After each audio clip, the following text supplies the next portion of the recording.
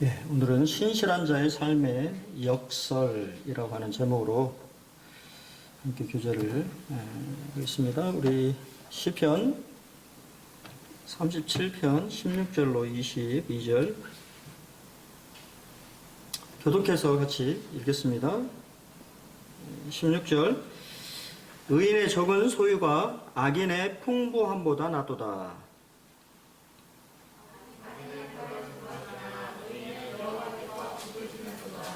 여호와께서 온전한 자의 날을 아시나니 그들의 기업은 영원하리로다. 그들은 화날 때 부러움을 당하지 아니하며 기근의 날에도 풍족하게 되시나 악인들은 멸망하고 여호와의 원수들은 어린 양의 기름같이 타서 연기가 되어 없어지리로다. 악인은 후보 같지 아니하나 의인은 은혜를 베풀고 주는도다. 주의 복을 받은 자들은 땅을 차지하고 주의 저주를 받은 자들은 끊어지리로다. 예, 우리 지난 시간에 온유 환자에 대해서 같이 좀 살펴봤죠. 온유가 헬라어로는 크리테우스라고 해서 잘 길들여진 말이다. 그리고 히브리어로는 아나우라고 해서 잘 길들여진 종이다. 그래서 우리는 하나님 앞에 잘 길들여져 있는 사람인가라고 하는 것을 지난 시간에 좀 한번 생각을 해봤고요. 오늘은 일련의 대조의 그런 모습을 우리에게 통해서 다윗은 우리에게 교훈을 해주고 있습니다. 먼저는 의인의 적은 소유가 낫도다. 어떻게 생각하세요? 오늘 제가 그렇게 달지는 않았습니다만 직장인의 56%가 경제적인 여유를 희망한다라고 하는 그런 조사가 있어요. 아마 우리가 믿는 분들도 마찬가지로 좀 재산이 풍부한, 좀 넉넉한 그러한 삶을 살기를 원할 것입니다. 그런데 성경은 의인이 적은 소유가 낫다라고 말하고 있어요. 왜냐하면 여기 적은 소유다라고 했는데 이제 다른 번역본에 보면 하찮은 소유다라고 되어 있고요. 악인은 풍부함, 근데 많은 재산을 말하고 있습니다. 현대인의 성경에서 낫다라고 하는 것은 더 가치가 있다, 더 가치 있는 것을 추구한다라고 하는 그런 의미를 담고 있는 것 같습니다. 이 세상에서는 실질적으로 봤을 때 악인이 번영하고 또 재산을 많이 이렇게 불리는 것을 보게 돼요. 그래서 다윗은 그런 모습을 보게 될 때 불평하지 말 것을 우리에게 말해주고 있습니다. 오히려 이 적은 소유를 가지고 있는 것이 낫다라고 말을 하고 있어요. 우리가 잠언 15장 16절에서도 가산이 적어도 여호와를 경외하는 것이 크게 부하고 번뇌하는 것보다 나으니라. 그러니까 재산이 많다라고 하는 것은 그만큼 번뇌가 많다라고 하는 것을 우리에게 말해주고 있고요. 17절에서도 채소를 먹으며 서로 사랑하는 것이 살찐 소를 먹으며 서로 미워하는 것보다 나으니라. 그러니까 재산이 많으면 이 재산으로 인해서 서로 미워하는 그러한 것들을 이렇게 이제 생각해 볼 수 있다라고 하는 것들을 생각해 볼 수 있고요. 저는 옛날에 삼성에 대해서, 우리 삼성 좋게 생각하시죠? 삼성에 대해서 제가 참 이렇게 좀 충격을 받았던 것 중에 하나가 뭐였냐면, 삼성가의 좀 어떻게 보면 제 3세죠. 3세. 이 3세 이 친구가 죽었는데, 그러니까 완전히 이제 물려난 거죠. 이렇게 그런 구도에서 완전히 물려났는데, 삼성가에서 어느 누구 하나 와서 조문하지 않는 그런 모습을 참 바라보면서, 이게 뭔가라고 하는 것들을 좀 많이 생각해 보게 됐어요. 혹시 그런 기사를 보셨는지 모르겠어요. 그래서 그냥 쓸쓸하게, 분명히 삼성가에 태어난 그런 사람이었는데, 뭐 나중에는 결국 그런 이제 능력을 발휘하지 못하고 아마 이제 몇 가지 사업도 실패하고 막 그랬어요. 뭐 테이프 사업도 우리나라 비디오 그런 사업도 하고 막 그랬던 사람인데 그 젊은 친구였어요. 근데 이제 죽었는데 삼성가에서 어느 누구 하나 조문하지 않는 조문을 오지 않는 모습을 참 바라보면서 삼성이라고 하는 기업에 대해서 조금 다르게 생각하게 되는 재물이 많다고 해서 그것이 서로 사랑하고 뭔가 이렇게 화목한 그런 가정을 이루는 것은 아니라고 하는 것이죠. 실제 경쟁 관계에 있고 그런 경쟁 관계 속에서 또 실제적으로는 그런 화목하지 않는 그런 모습들을 보인다라고 하는 것을 좀 생각해 보게 되겠습니다. 어떠한 그 신문사에서요, 부자들의 돈에 대한 진짜 고민에 대해서 미국, 우리가 이제 백만장자라고 하는데, 백만장자가 아니고 300만 달러라고 300만 장자. 우리나라 돈으로 하면 38억이 넘는 재산을 가지고 있는 457명을 대상으로 설문조사를 했는데요. 부자들은 여전히 재정적으로 안전하지 않다고 느끼고 있답니다. 38억 원을 가지고 있는데, 그리고 더 많은 돈을 자기가 벌어야만이 조금 불안감을 해소할 수 있다라고 생각을 하고, 또 부자들은 자신의 부를 잃어버리지 않을까 노심초사하고 돈을 어떻게 투자해야 하는지, 자신이 갖고 있는 돈이 어떤 효력을 낼지 항상 걱정한다라고 대답했다고 합니다. 그리고 실제적으로 부는 끊임없이 불만족과 끊임없는 기부에 대한 요구로 인해서 스트레스를 유발한다는 거예요. 자기가 돈을 가지고 있기 때문에 많은 사람들이 기부하고 그런 얘기 여러분 혹시 인터넷에 그런 거 보셨어요?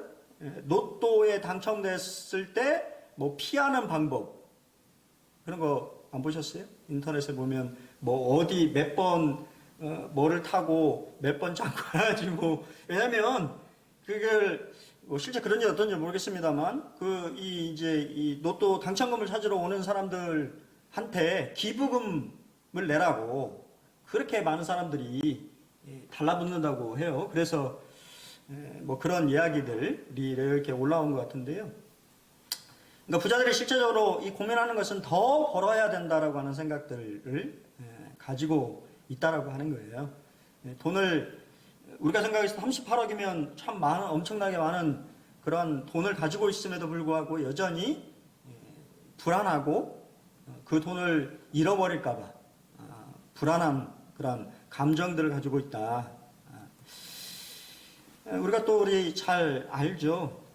우리 삼성의 초대 회장님이시잖아요. 우리 이병철 회장님이 돌아가시기 전에 절두산 성당에 박희봉 신부님한테 24가지의 질문을 이렇게 보냈어요. 그래서 유명하죠. 거기에 이제 뭐 다른 것들을 다 들을 수는 없고요. 그분이 이제 했던 첫 번째 질문은 신의 존재를 어떻게 증명할 수 있는가? 신은 왜 자신의 존재를 똑똑히 내보이지 않는가? 여러분 어떻게 대답하시겠어요? 이 질문에 대해서. 그리고 이제 이 부자와 관련돼서 15번째 질문이 신앙이 없어도 부귀를 누리고 악인 중에도 부귀와 안락을 누리는 사람이 많은데 신의 교훈은 무엇인가? 여러분 뭐라고 대답하시겠어요? 사실 오늘 본문의 말씀이 사실은 여기 15번째 질문과 상당히 연관성이 있다. 그리고 16번째는 성경의 부자가 천국에 가는 것을 약대가 바늘구멍이 들어가는 것에 비유했는데 그럼 부자는 악인이란 말인가? 예수님이 부자가 천국에 들어가는 건 그만큼 어렵다라고 하는 비유에 말씀하셨는데 그러면 부자는 이병철 돈이 많은 분이었잖아요. 그러면 자신이 악한 사람이냐라고 하는 질문을 던졌습니다. 그리고 마지막 질문은 지구의 종말은 오는가? 라고 하는 질문을 했어요. 저는 이 말씀을 준비하면서 아브라함을 좀 생각해 봤는데요. 아브라함이 제일 먼저 만났던 하나님에 대한 인식은 무엇이었는가? 우리 잘 아는 것처럼 하나님은 약속하셨죠. 그냥 약속만 하셨습니다.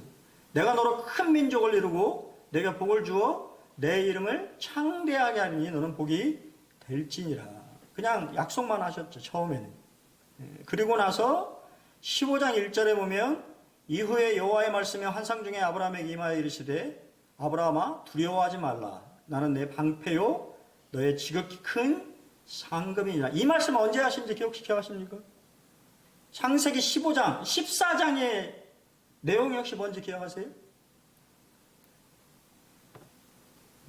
조카 롯이 잡혀가서 이 아브라함이 그죠? 자신이 부리던 이 일꾼들, 그러니까 군사들이죠. 군사들 이끌고 가서 전쟁을 하고 돌아온. 그래서 참 놀라운 것은 우리가 아브라함이 그 전리품들을 하나도 가지지 않고 전쟁에 참여했던 그 병사들에게만 이 전리품을 지급하고 나머지는 다 소돔과 고모라 이 왕에게 다 돌려주는 그러한 장면이 14장이고요. 그 말씀 후에 그러면 당연히 그 전쟁 후에 어떠한 생각이 들으셨겠어요? 아브라함의 생각이. 여러분 어떤 생각이 들었어요? 우리 양자님 어떻게 생각이 들겠어요? 혹시 나를 보복하지 않을까? 내가 그래도 싸움에 이겼지만 그게는 나라였잖아요. 그냥 이 아브라함 어떻게 보면 그냥 족장에 불과한 거고 거기는 왕권을 가지고 있는 나라를 형성한, 그러니까 한 번 전쟁에 이겼다고 해서 보복하지 말라는 건 없잖아요. 아마 아브라함 두려운 마음이 생겼을 거예요. 보복에 대한 두려움. 그때 하나님은 내가 네 방패가 돼주겠다. 내가 네 보호자가 돼주겠다. 그리고 네 상급이 돼주겠다. 아무것도 아치하지 않았거든요.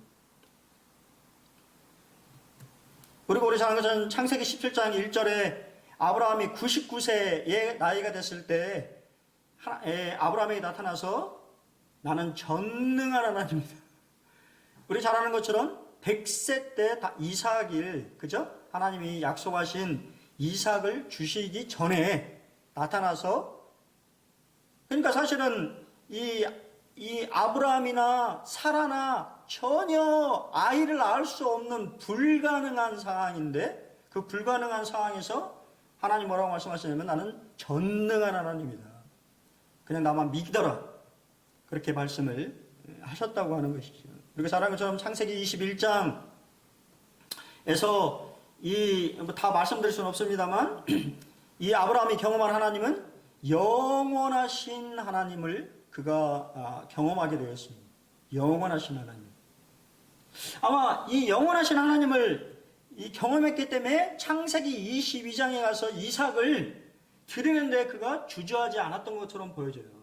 왜냐하면 영원하다라고 하는 것은 부활할 수 있다라고, 하나님이 부활시킬 수 있다라고 하는 어떤 그런 믿음이 그의 마음속에 있었을 것입니다.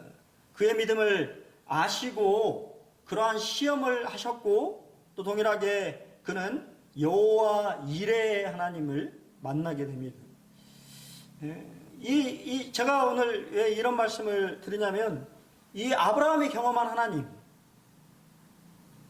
결국 의인의 적은 소유가 낫다라고 하는 것은 의인이 바로 여호와가 내 상급이라고 하는 사실을 알고 있기 때문이다라는 것이죠. 그 소유가 적은 그것을 말하고 있는 것이 아니고 그 소유가 아닌 모든 것을 창조하신 하나님을 소유하고 있다라고 하는 사실을 알고 있기 때문에 더 가치 있는 일에 그의 삶을 드리는 것이다 라고 하는 생각이 들어졌고요.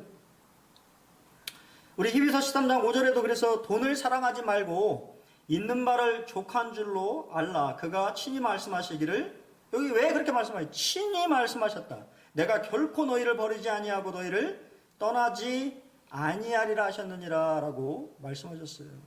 함께 하겠다라고 하는 것이죠. 분명히 의인은 적은 소유를 가질 수 있습니다. 우리 앞절에 말씀 보면 가난하고 궁핍한 자를 친다라고 말하고 있어요.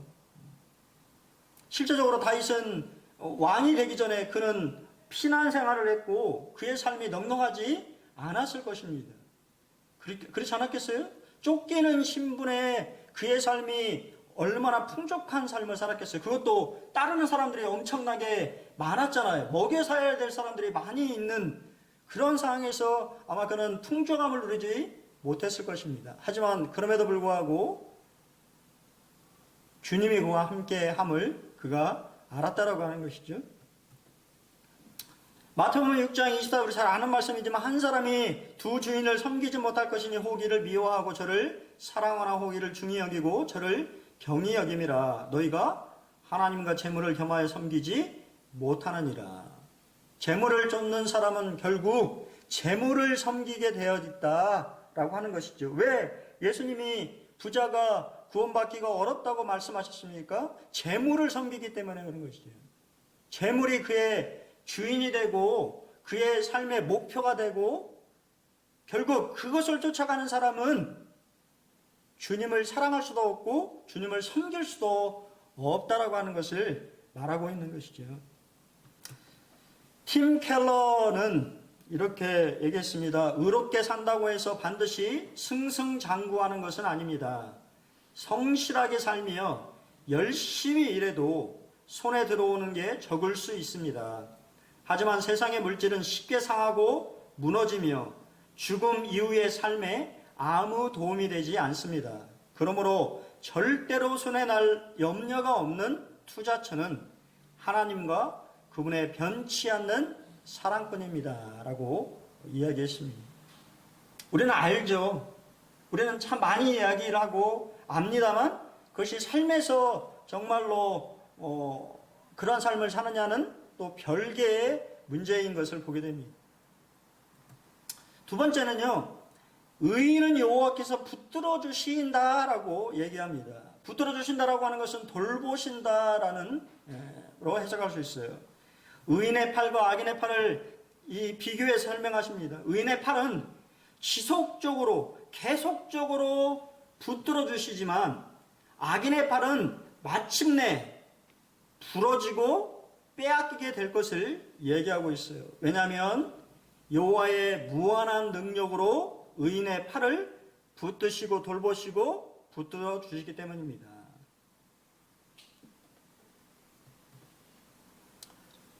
사도 바울은 고린도후서 4장에서 우리에게 이렇게 이야기하죠. 우리가 사방으로 우겨쌈을 당하여도 쌓이지 아니하며 답답한 일을 당하여도 낙심하지 아니하며 박해를 받아도 버림받지 아니하며 거꾸로 트림을 당하여도 망하지 아니하고 우리가 항상 예수의 죽음을 몸에 짊어짐은 예수의 생명이 또한 우리 몸에 나타나게 하려 함이라.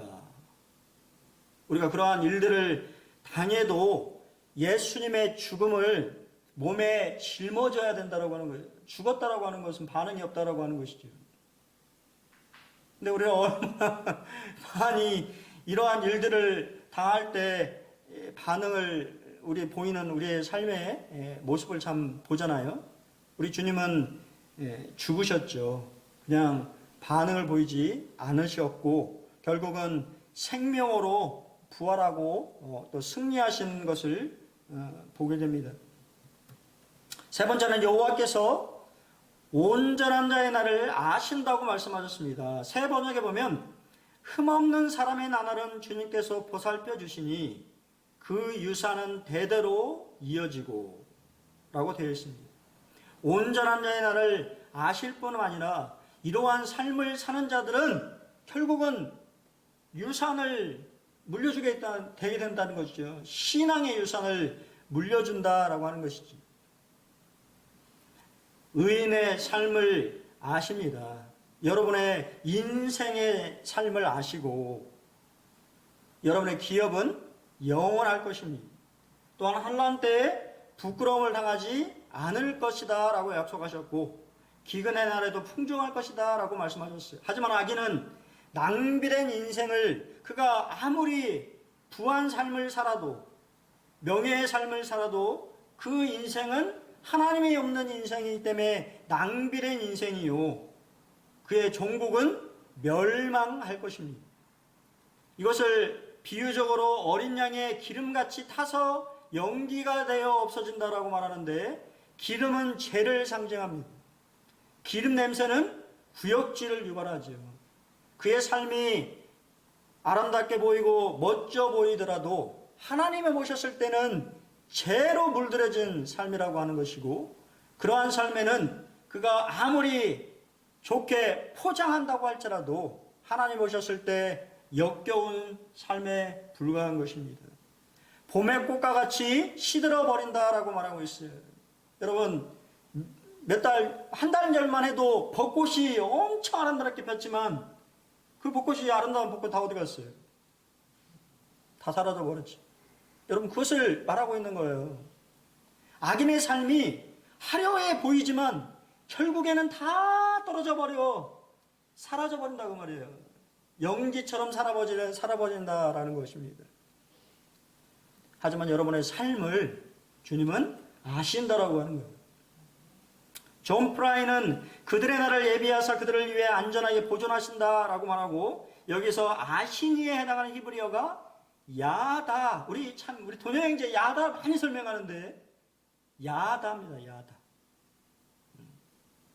그냥 내가 우리 양희재님을 아는 게 아니고, 저 양희재님을 잘 모르잖아요. 야다 할 정도로 알지 못하거든요. 근데 하나님은 우리 양희재님을 야다로 아신다는 거예요. 정말 친밀하게 한다는 거예요. 소석돌이 알고 있다는 거예요. 무슨 생각을 하고 무슨 느낌을 가지고 있는지, 또 어떤 기분인지 저는 모르지만 하나님 다 아신다는 거죠. 정말 친밀하게 아신다라고 하는 것입니다.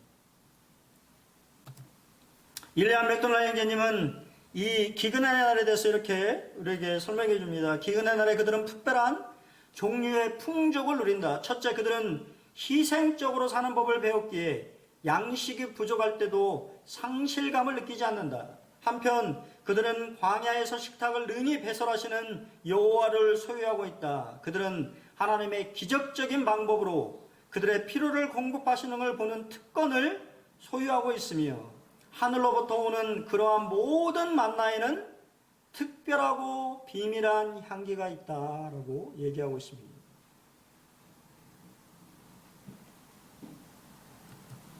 네 번째, 의인은 은혜를 베풀고 준다라고 말합니다. 은혜를 베풀고 거저준다라고 하는 세 번역이 되어 있어요. 악인은 꾸고 갚지 아니합니다. 그것은 결국 갚을 마음이 없거나 갚을 능력이 없음을 말하는 것입니다. 왜냐하면 그들의 마음속에는 탐심이 지배하고 있기 때문이에요. 그런 사람들을 혹시 아십니까? 그런 거 많아요. 여러분들이 별로 그런 거에 관심을 안 가지겠지만, 막 이렇게 돈을 빌렸는데 갚지 않고 그냥 떵떵거리만 사는 사람들이 많습니다. 그들의 마음속에는 탐심이 지배하는 것이지요. 하지만 의인은 은혜를 베풀고 줍니다. 종종 부족하면서도 항상 받기보다는 주고자 하는 마음을 가지고 있어요. 왜냐하면 그들의 마음속에는 성령이 지배하기 때문에. 주는 것이 받는 것보다 복이 있다라고 하는 사실을 경험한 자들인 거죠.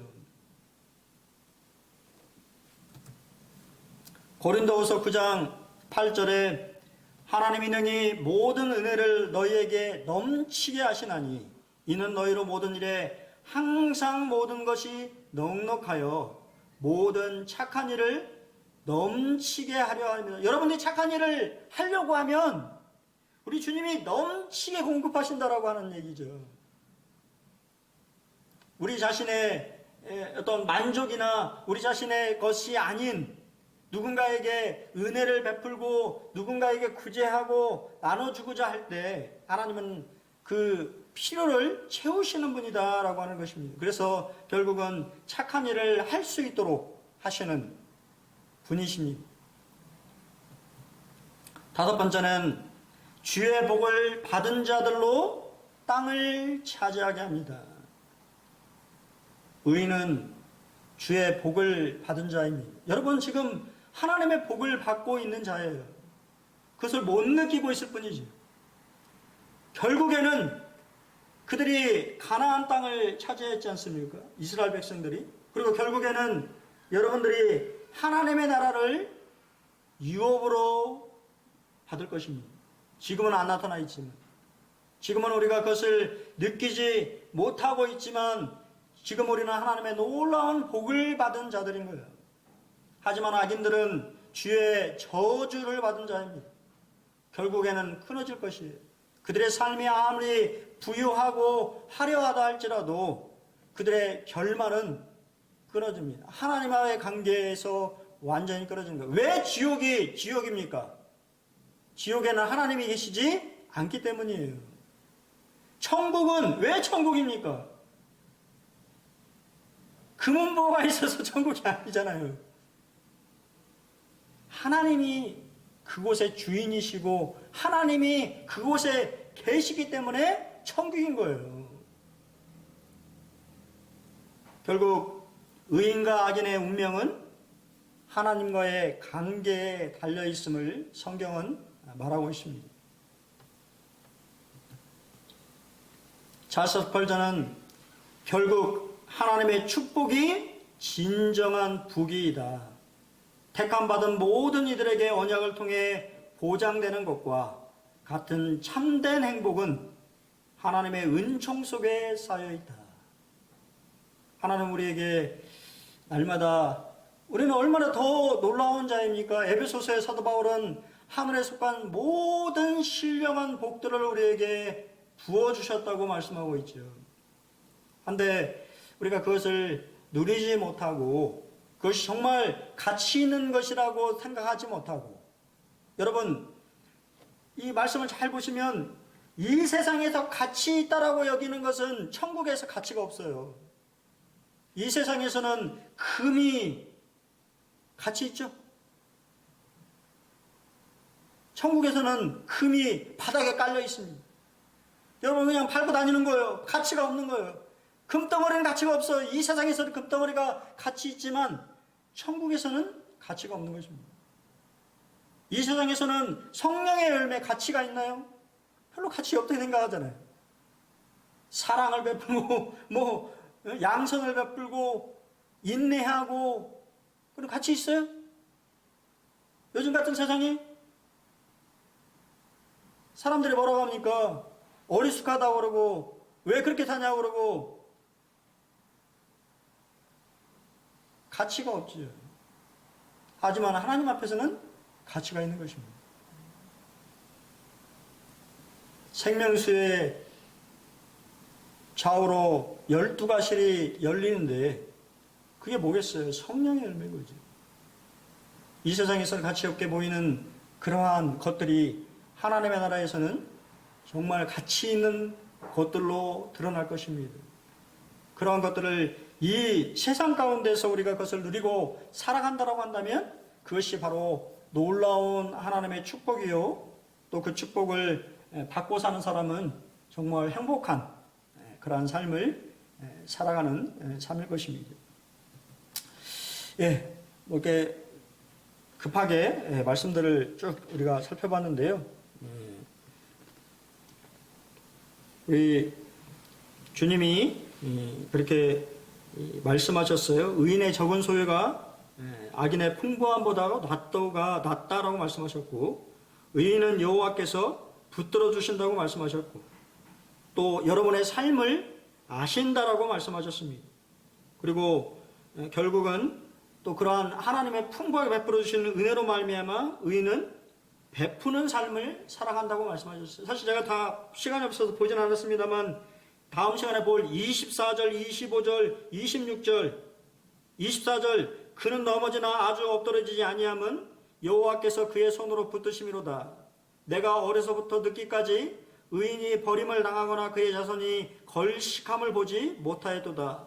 그는 종일토록 은혜를 베풀고 구워주니 그의 자손이 복을 받는도다라고 동일하게 다윗은 동일한 내용을 또 강조해서 우리에게 말해주고 있는 것을 보게 됩니다.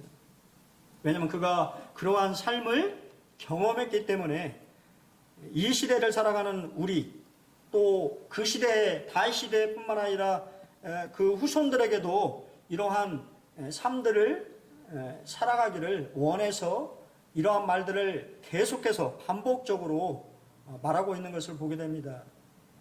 악인의 부유한 삶이 멋져 보이고 화려해 보일지 모르겠지만 잠시라고 하는 것이지. 잠시 잠깐이면 그들의 결국이 드러날 것입니다. 연기처럼, 연기 붙잡을 수 있나요? 붙잡을 수 없잖아요. 연기처럼 사라져버릴 것입니다. 아무것도 가져갈 수 없는 것이 인생이잖아요. 근데 그 인생에 무엇인가를 잡아보려고 최근에 요새 이제 보시면 일주일 후에 이렇게 선거잖아요. 전혀 상관없는 그겁니다만 어떤 분이 공천에 뭔가 이상해가지고 떨어졌던가 봐요. 제주도 가서 자살했다고 하는 기사가 떴는데 그걸 보면서 참 한심하다라는 생각이 참 들어졌어요. 그 권력이 뭐간데 그거 떨어졌다고 제주도 가서 자살을 하는가라고 하는 참 생명을 참 하찮게 여기는구나. 그 사람은 아마 지옥에서 얼마나 땅을 치고 후회했을 거예요. 그런 생각들을 참 해보면서 사람의 생각이라고 하는 것이 참 어리석구나라고 하는 것들을 좀 생각해보게 되는 계기가 되었습니다. 우리 의인의 삶이 참 부하지는 않지만 제가 보니까 근데 우리가 이 아브라함의 삶을 보시면 하나님이 보너스로 막 복 주셨잖아요. 그의 삶이 하나님을 알아가면 알아갈수록 하나님을 믿음으로 따라간 사람들에게 하나님이 그에게 재물의 복도 풍성하게 허락하시는 것들을 또 보게 돼요. 하지만 그것을 감당할 만한 그릇이 돼야 된다고 저는 생각이 참 되어져요. 옛날에 좀 이렇게 청년 때 한 형제님이 참 많이 이렇게 보셨어요. 근데 그러다 보니까 또 일꾼은 그 형제님을 의지하는 거예요. 그러면 안 되는데. 근데 결국 어떻게 되신지 아십니까? 그 형제님 다른 모임에 가셔버렸어요. 부담스러운 거예요. 그러니까 부담으로 다가오는 거예요. 은근히, 그러니까 그런 게 있더라고요. 부자들은 우리가 전혀 그렇게 바라지도 않는데 스스로 부담을 느껴요. 내가 뭔가를 해야 된다고 하는, 그러니까 전혀 그런 부담을 드린 적도 없고 그런 생각도 없는데 그런 생각들 가운데 살아간다고 하는 거예요. 내가 무엇인가를 좀 해야 되지 않나라는 생각, 내가 뭔가 기부를 해야 되지 않나. 근데 사실은 그분들이 하면 좋겠지만 그렇지 않다고 해도 하나님의 교회를 입히시고 먹히시고 또 채우시는 걸 보게 돼요. 오히려 다른 사람들, 가난하고 없는, 우리 잘 알지 않습니까? 마게도니아 교회 어려운 그러한 교회들이 예루살렘 교회가 어려웠을 때 더 많은 헌금을 했어요. 그런 것이 교회의 역사입니다. 재물이 많다고 해서 헌신을 많이 하는 것도 아니요, 재물이 없다고 해서 헌신을 안 하는 것도 아닌 것을 보게 돼요. 그게 교회의 역사고, 왜냐하면 그 가운데 하나님의 또 함께 하심이 있는 것을 우리가 보게 됩니다. 그래서 그런 적은 소유들, 또 힘들게 사시는 분도 참 많이 계시는데 그럴수록 더욱 우리 주님을 또 의지하며 우리 주님이 그런 필요들을 채우실 것을 또 믿고 믿음으로 살아가셨으면 참 좋겠다라는 생각을 하게 됩니다. 이상입니다.